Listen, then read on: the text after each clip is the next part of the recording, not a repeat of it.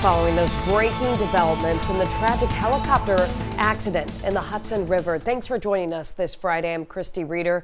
A family of 5 and a pilot, they were killed, and the investigation into what happened, that's still underway this morning. So we have team coverage on this tragedy. We have News 12's Mercè Camprubí in the Alert Center. But first, we are going to start with News 12's Brittany Cadet. You are out there near the scene where rescue crews were stationed. So what can you tell us, Brittany?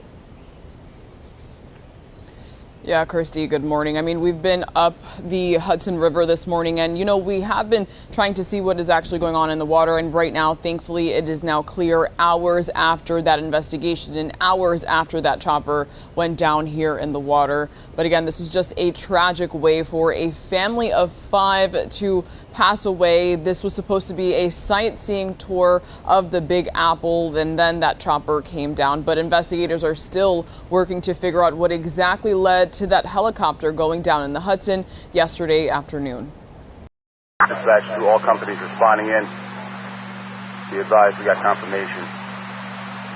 Helicopter down in the water. Just 16 minutes after the plane took off at 2:59 p.m., this helicopter carrying this family and their pilot went down in the Hudson River. FDNY and NYPD divers jumped in, pulling 6 people from the water, but none survived. It's crazy. You hear about things like Miracle on the Hudson and everything like that, and just to see it actually happen, it's scary. This flight map shows the Bell 206 helicopter took off from downtown Manhattan at 2:59 in the afternoon on Thursday and flew up the east side. It then turned near the George Washington Bridge and then headed back down the Hudson. The victims included Augustin Escobar, a top executive at Siemens in Spain, his wife Mercè Camprubí Montal, and their 3 young children, just 4, 5, and 11 years old. Officials say the rotor of the helicopter may have broken off in the air, leaving the pilot with no way to steer.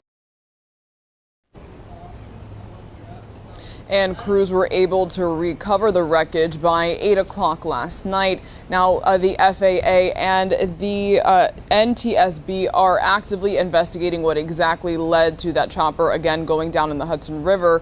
But this is the second deadliest crash since 2019 here in the Hudson. For now, that's the latest here from Lower Manhattan. I'm Brittany Cadet, News 12, the Bronx.